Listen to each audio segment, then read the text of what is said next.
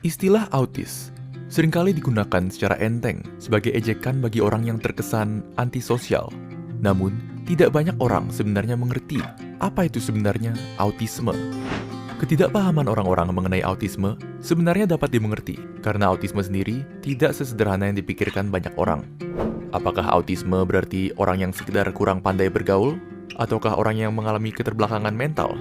Atau apakah autisme mencakup kedua hal tersebut dan lebih banyak lagi? Untuk menjawab pertanyaan tersebut, mari kita simak dalam video ini. Autisme atau Autism Spectrum Disorder merupakan suatu gangguan perkembangan otak yang mempersulit penyandangnya dalam berkomunikasi atau berinteraksi dengan orang lain. Terdapat 3 gejala umum yang dapat ditemukan pada semua orang yang berada di bawah spektrum autisme. Namun, tingkat keparahan dari 3 gejala ini berbeda-beda bagi setiap penyandang autisme. Ketiga gejala ini adalah kurangnya keterampilan sosial, kesulitan berkomunikasi, dan gangguan perilaku.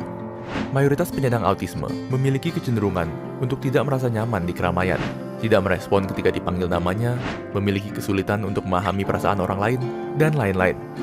Dalam hal komunikasi, penyandang autisme seringkali mengalami kesulitan memahami apa yang dikatakan orang lain, terutama jika diberi guyonan, lelucon, atau sarkasme. Bahkan, 40% dari anak-anak penyandang autisme tidak berbicara sama sekali saat kecil. Penyandang autisme juga memiliki kecenderungan untuk melakukan tindakan yang repetitif, seperti mengayunkan tangan atau mengatakan hal yang sama berulang kali. Perlu diingat bahwa tidak semua penyandang autisme sama. Terdapat 3 level autisme yang diurut berdasarkan tingkat keparahannya. Level pertama adalah autisme ringan. Gejala-gejala yang timbul bagi penyandang autisme ini, walaupun akan mempersulit mereka ketika bersosialisasi. Secara garis besar, autisme ringan tidak akan mengganggu kehidupannya sehari-hari. Bahkan, penyandang autisme ringan terkadang memiliki IQ di atas rata-rata dan tergolong jenius dalam bidang-bidang tertentu. Contohnya, Max Park, pemegang rekor pemecahan kubus Rubik tercepat di dunia. Level kedua adalah autisme sedang. Penyandang autisme pada tingkat ini akan mengalami kesulitan lebih besar ketika berkomunikasi dengan orang lain jika dibandingkan dengan autisme ringan. Selain itu, penyandang autisme ini umumnya tidak menunjukkan kontak mata dan tidak bisa mengekspresikan emosinya melalui intonasi suara atau raut wajah layaknya orang lain. Level ketiga adalah autisme berat. Penyandang autisme ini sangat sulit untuk menjalani hidupnya secara mandiri dan bersifat kurang sensitif atau terkadang terlalu sensitif terhadap stimulus dari luar, seperti suara. Diperkirakan penyandang autisme di Indonesia mencapai 2,4 juta orang dan timbul pada laki-laki sebesar 4 kali lipat lebih banyak dibanding perempuan. Sebab pasti dari autisme hingga kini tidak diketahui. Keambiguan dari autisme inilah digabungkan dengan frustrasi yang dirasakan orang tua ketika anaknya menyandang autisme, menyebabkan timbulnya berbagai macam teori konspirasi mengenai autisme. Salah satunya adalah mitos bahwa vaksin menyebabkan autisme. Kami akan mengatakan sekarang juga, vaksin tidak menyebabkan autisme. Berbagai studi epidemiologi skala besar telah membuktikan bahwa tidak ada hubungan antara vaksin dengan terjadinya autisme.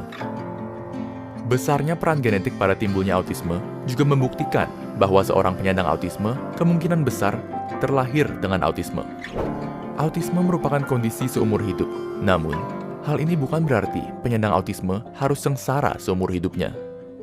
Dengan gabungan terapi dan lingkungan yang suportif, penyandang autisme dapat mengurangi gejala-gejalanya dan menjalani hidup yang bahagia.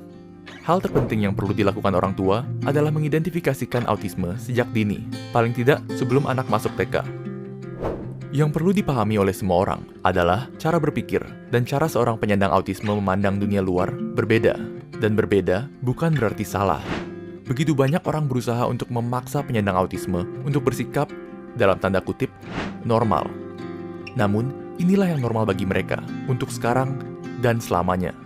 Oleh karena itu, mungkin saja kitalah yang justru harus memperbaiki diri sendiri dan bersikap lebih akomodatif dan suportif terhadap sesama. Sekian untuk video kali ini. Apakah Anda kenal seorang penyandang autisme? Atau apakah Anda sendiri penyandang autisme? Ceritakan pengalaman kalian di kolom komentar di bawah. Dan terima kasih telah menonton, dan sampai jumpa di video berikutnya.